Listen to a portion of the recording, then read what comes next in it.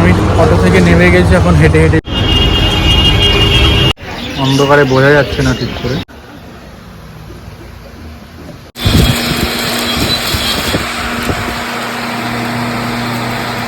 তো আমার কেনাকাটা কমপ্লিট। তো এখন আমরা যাচ্ছি, এটা হচ্ছে পুরো মার্কেট।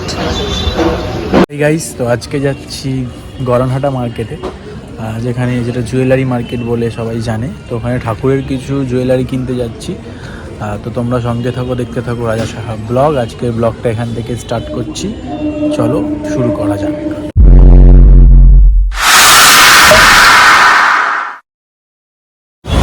তো এখন চলে এসেছি আমি বিধাননগর। তো এখান থেকে অটো ধরে যাব তোমার গড়নহাটা মার্কেটে। তো দেখতে থাকো।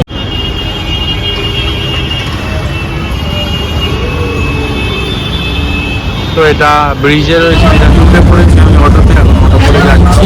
তো চলো ওখানে গিয়ে দেখা হচ্ছে।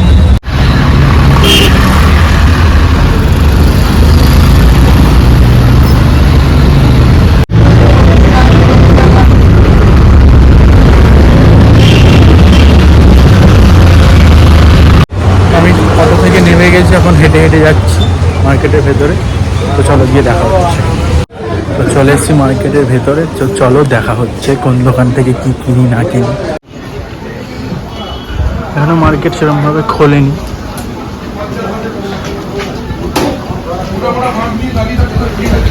এদিকে একটা দোকান রয়েছে,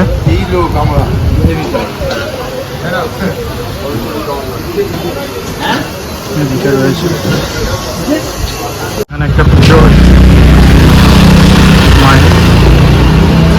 এখানে সব কাঁচামাল রং করা হয়। একটা মন্দির রয়েছে।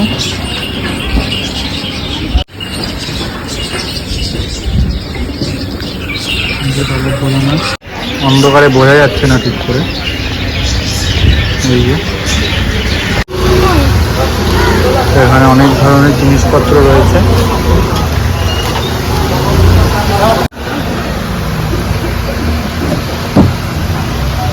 অনেক রয়েছে, এগুলো 480 করে বলছে এটা।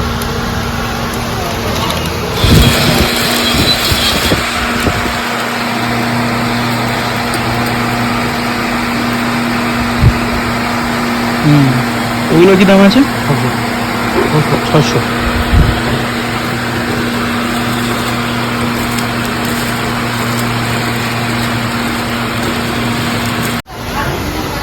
এই দোকান থেকে আমরা সব জিনিসপত্র কিনেছি, রাগুর দোকান থেকে।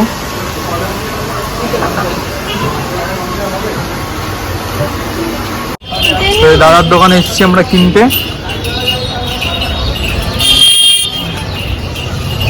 একটা দোকান থেকে এই দোকানে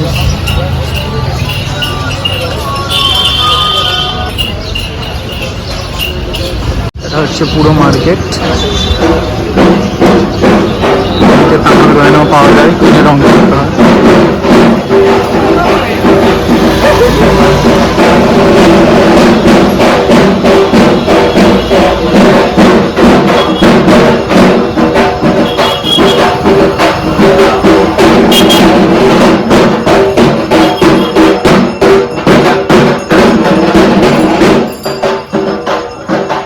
এখানে অনেক ঠাকুরের গয়নাগাটি পাওয়া যায় এরকম। তো আমার কেনাকাটা কমপ্লিট।